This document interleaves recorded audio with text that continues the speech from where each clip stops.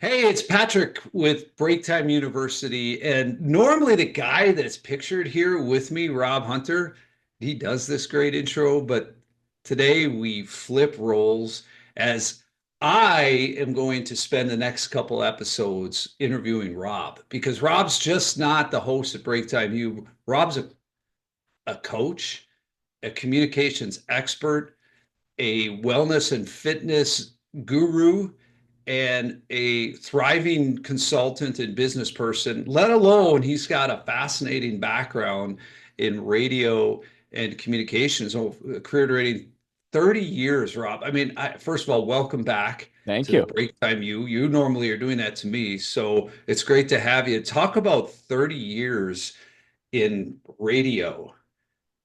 Well, Patrick, thank you. It's nice to be on this side of the aisle once in a while, getting asked the questions rather than having to dig through your background to come up with interesting things about you. So, the long and short of a radio career is you got to be ready to move. And it's one of those careers like any other. You start at the bottom and you take every opportunity and you try to create some opportunities along the way. But it really came down to how you present information and how you take your ideas and share them with other people so that they don't turn you off, because that's like death in the radio business. You don't want people hitting that button. So you're always under this pressure and this stress to communicate effectively. So that was why we made this transition to help other people communicate more effectively. So how many times have you walked through a grocery store, you're talking to somebody and they hear you talk and they say, I know that guy. It's happened a few times. It's a little strange because it's only vocal. So that is odd. The first time I remember it happening to me, I was at a restaurant. And weirdly, Patrick, I was in this debate with a friend of mine. And we're going back and forth and back and forth. And someone comes over and says, Hey, are you Rob? And I'm like, Oh, great. What did I just say to embarrass myself completely? And someone recognized me. So, there are times where you have to make sure you're speaking not in swear words in public because you might get caught. You don't have to worry about the video aspect of it, but they hear the voice and they go, I know that guy. I would imagine, I think about that and I say to myself, you and I have, a little bit of my story. And I remember getting on an airplane once and someone says, Hey, you're that guy that was on the Today Show. And I'd literally go like this. But you kind of have that benefit to the voice. That voice is distinctive. When did you know that this is what I'm destined to do? Not just radio, but what you even do today. When did you know that this was going to be your path? First started at the age of 14. My voice had changed. And I had two people in the course of that year tell me that I have a great radio voice. And being the young teenager that I was like, wait, people can do that for a living? So from there, I joined the high school radio broadcasting club, which at the time was just reading morning announcements. It'd be the Whitman Hanson regional football team won their game on Friday against Abington 14-7. And then other school announcements. And then around that point, at 16, junior year, I decided that this is what I was going to do. I was going to pursue a career in radio. And I went to Emerson College in Boston, Mass, close to home where I grew up, because they had a great college radio station and a hip hop radio show that I wanted to do. So that was my goal, my driving passion. And then I got into the school. Freshman year, I applied to do the hip hop show, got denied twice. But the third time, my first semester, sophomore year, I finally got my chance to do my radio career goal at the time. And I just loved every aspect of it. So I stuck with it for 30 years. So you went from Boston to where? Because you ultimately, for those of you that are here in Phoenix, this voice probably does sound familiar, but now you're getting to see the face. Kind of a handsome guy, takes good care of himself. But to tell us a little bit about that journey, because that voice has carried you a long way.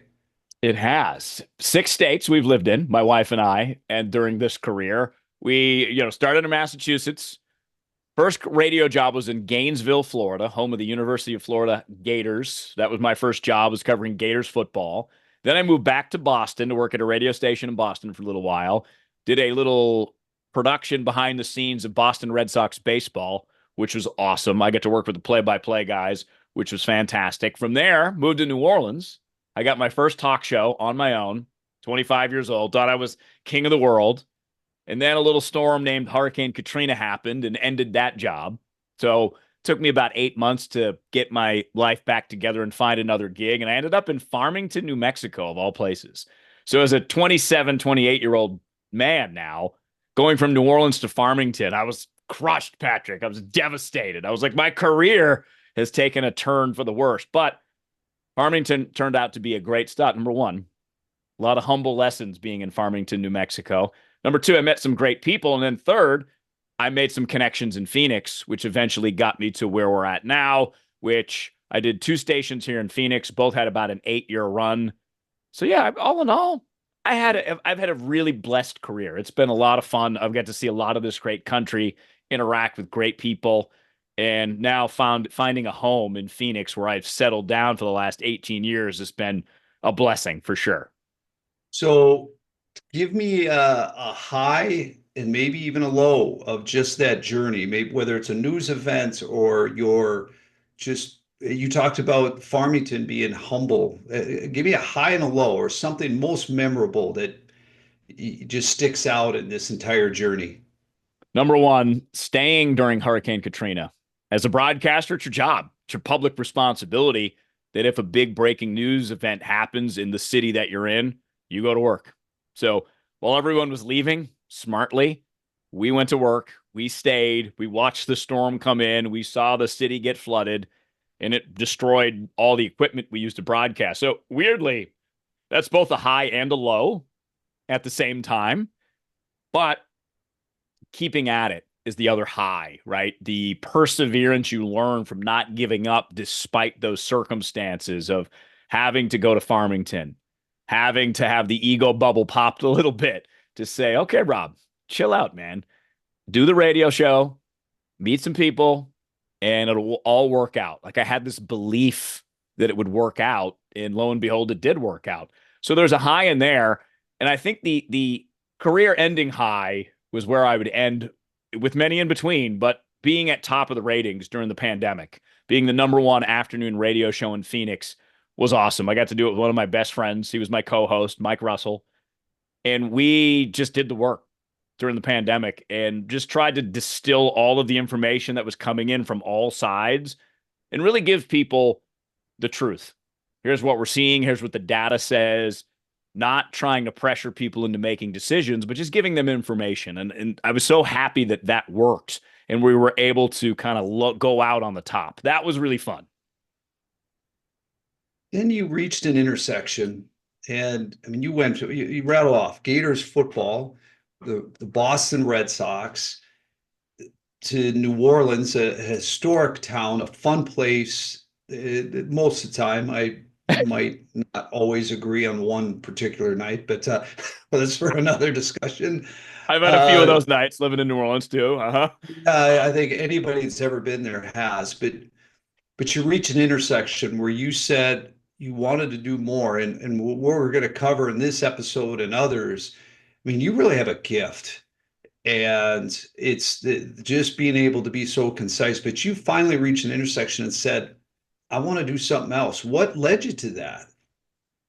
Whoa, that's such a great loaded question, Patrick. It was a lot of things. It was in part the direction our politics was going, not necessarily the politics itself, but the discussions about politics.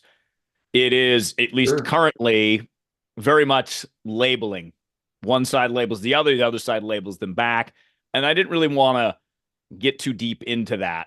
So that was a big part of it. But the second, really more important part was I wanted to help people express their own messages more effectively because there's so many great ideas in the world, but they get lost in the noise because we do live in a noisy world.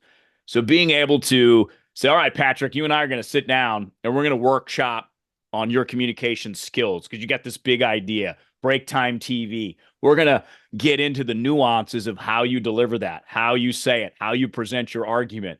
And I found that in doing that, I really love working with people, either in a one-on-one setting or a workshop setting or being in front of a group and watching the light bulb moments go off and watching them be able to explain their idea a bit more clearly faster than they did before, using less words, less commas, less descriptive words, getting down to the point. That to me is just, it gives me an incredible feeling to watch other people succeed and other people go through this metamorphosis and finally understand how important our communication is. Because, as white collar employees, that's our job.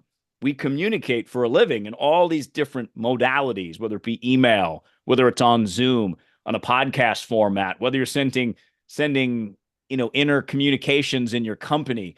We all use our voices and our words to get people to do things, to keep on task. So I realized how incredibly important communication is to our daily lives. And I knew that I had this skill and I have this desire to jump in and help other people. So that was really, I went on these long night walks. You ever go on a night walk in the desert, Patrick? We both live in Phoenix. It's 102 degrees out, but there's something so magical about Yep. that. You kind of sweat out these things and you get a lot of clarity out there. And during those walks, the more I kept thinking about that, whether it was radio, broadcasting, politics, or where I wanted to go, the more I realized this was now my space. My career has been great. It has been awesome, but it's time to open the new chapter. So, folks, I've been listening to that response. And first of all, I hope that part of the reason we built BreaktimeU was to impact lives in very short segments.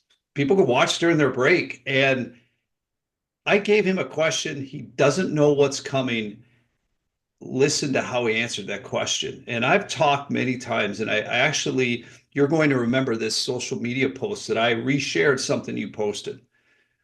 I was asked not too long ago by a group of high school kids, Patrick, what are skills that I absolutely must have to succeed in life? And no matter what we choose to do. And I said, there's two. One is you got to be good at math. I'm not talking take trigonometry and know how to do all the stuff that I've completely forgotten. Thank gosh, my father-in-law was an eighth grade math teacher and helped my kids through school when they needed it. But math, knowing how to read P&Ls, do tax returns, understand cash flows, critical. The second thing, what you're an expert at, communication. And I hope all of you just saw a question he wasn't prepared for in the clean and professional yet concise, decisive manner it was delivered. And so what would you say to somebody that, because you even talk about white collar, I feel that in life, I mean, heck, if I hadn't done a really good job, I outkicked the coverage when I met my wife. I clearly was able to, and you've met my wife and know that I definitely upsold there. So what are the couple pieces of advice you could give just the first person that's listening to this? Because I want them to come back for the next episode and listen more because your advice is gold. Well, thank you, Patrick. And I think you're exactly right. It does apply this skill of communication to every single thing that we do in those personal relationships. And I'm like you, I outkicked my coverage somehow, and we're both happy about that. We're like, Yeah. we did well. But it's in part, it's how we communicate. Because one of the most effective ways I communicate with my wife, Amy, is I consider her. So when I'm coming to have a conversation with her, I'm really thinking about how is this message going to be received by her? And knowing her and having been together for 25 years, I have a pretty good idea of how she's going to respond to certain things. So if I don't want her to respond negatively, I cater my message a certain way where I can still have a challenging or difficult conversation, but because I've considered her and how this conversation will benefit her, it's a lot easier. So number one, consider your audience. And then number two, really refine that idea. Like that first idea that you get in your head, it might be a brilliant idea, but it might not be. So if it's coming from an emotional place, especially if it's a negative emotion, if you're mad, if you're sad, you're depressed, maybe give it a few minutes before you communicate it. Hold that thought back until you're really sure that it's going to have the effect that you want. And the effect that you want shouldn't be to tick off your audience, because then you're not being an effective communicator. So I'll just kind of recap that real quick. At least those two nuggets for you is number one, consider your audience. Who are they? What do they care about? What is going to impact them about what you're about to say. And then number two, don't just say the first thing that comes in your head. It comes in your head for a reason. I like to write mine down, Patrick, and I like to look at it and study it and make sure that that's the effective message. And that's what I did on my talk shows. I would come up with all these ideas that I wanted to share and I'd scribble them down. Later, I'd make them digital on my phone. And I would really look at those ideas and say, is this clear enough? Am I making an impact with this statement? And if I wasn't, I would work on it. I would work on the word choice. I would work on the arrangement of how I was saying it. So combining those two things, you're going to be more effective than you were. And I just say it this way too, Patrick. It's really taking what we do so easily and just blurt out words and putting some intention behind it for your audience, even if it's an audience of one, if it's an audience of 100, 100,000, and then really working on how you're going to deliver that message. I First of all, I love everything of what you just said. And too often I've seen, and this is my advice based on what Rob just said, that I've seen people who've tried to pitch me things, or even where I failed myself, or I said, why didn't I win? Was the one thing there you just talked about. And I'll stress, if you're looking to get better, Rob just talked about your audience. You need to adjust to who your audience is. It's maybe not even what you said, it's how you've said it. If you're somebody that's short, succinct, and you've got a relationship centered person that really needs to feel good about you and your ideas, if you just snap it off in 3 to 4 sentences, you just failed at the audience factor. Which how often, you are an expert, how often do you think that happens? Oh, more often than we can probably count. Because again, we receive so many things, and you've been some big, tough conversations, Patrick, in your business career. You've put together some amazing deals and you've negotiated ups and downs in these complicated twists and turns. So I ask you the same thing, but I would say more than 50%, probably 70 or 80%, myself included, I could do better. We could do better by just putting some intention behind it and really focusing on who that audience is, what it is they're looking for, and how what you're going to say is going to benefit them in some way. How is it going to make their life easier? So if you're apologizing, for example, like I have to do from time to time with my wife, I try to include the lesson that I've learned, why I'm apologizing, and how I'm going to do better going forward. Like I'm going to catch myself before I speak in anger. I'm going to do ABC. I'm going to breathe. I'm going to meditate. I'm going to really scribble notes down before I just come out like a lion. Lion. Yeah, I got my lion. We got the lion there.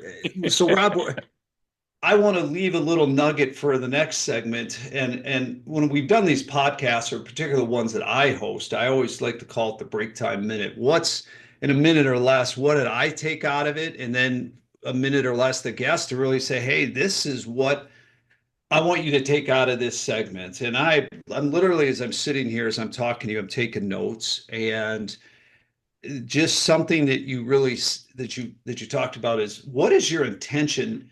My break time minute in this conversation is just, sometimes I really have to understand, what is my intention? What do I want to get from any conversation? And I would tell folks that if you lost today, you're not making the progress, you're not winning, you're not feeling good about yourself, look at your communication. What was your intention when you went into a conversation? Were you looking just to win that conversation, or were you looking to gain an understanding? And be intentional with what you do, because if you're going in to learn, intend to learn, not intend to win and dominate. And I'm going to tell Rob this is how it's going to work, or you could hit the road. I mean, so that's my break time minute, my aha. I've circled it. I always make notes. And your shoes, what would you say in a minute or less? Folks, this segment, this is what I would tell you. I'm just going to add to what you said, Patrick, and be real cognizant about needing to be right, because this is a lesson I had to learn in the talk radio business. We're talking news and politics, or we're talking sports. And our job is to be opinionated and be right. But in real life, it doesn't work so well. When you're trying to convince or influence someone, your stubbornness of being right is going to get in the way of what you're trying to accomplish. So be intentional, like Patrick said, and really loosen up your grip on needing to be right and needing to feed that part of yourself so that you can win the debate or win the argument, or as you said, Patrick, win this conversation. Just loosen up a little bit, see what the audience wants, and cater to that and give them what they need. So we're gonna kind of wrap up here, but I just feel like we're at a really important point. And one, we're going to keep talking in the next episode, but how do folks reach you? Because they know to go to breaktimeu.com and find you, but I'm telling you, folks, this stuff is gold. I consider myself an above average speaker, and I will go look at when Rob makes a social media post. I take an inventory of myself and I make a note. I have to get better. You're just a wealth of knowledge. Where can people find you? How can they, whether it's social media, your websites, etc.? Patrick, number one, you're too kind. Thank you very much for all that. I love it. I love communication. I'm so passionate about it. So the easiest way to find me, if this is something you want to enhance, just go to robhunter.me, ROBHUNTER.me, and that'll get you connected to all the things. It'll get you connected to communication, my social media pages, LinkedIn, everything there, robhunter.me. Thank you, Patrick. So we're going to bring him back the next segment, and I'm here to tell you, folks, I've got I got a little surprise for him in the next one, a question. I'm just going to a zinger. So I'm looking forward to having that, Rob. It's great to have you back on Break Time You and me actually get to interview you, and looking forward to the next segment. Thanks for joining us today.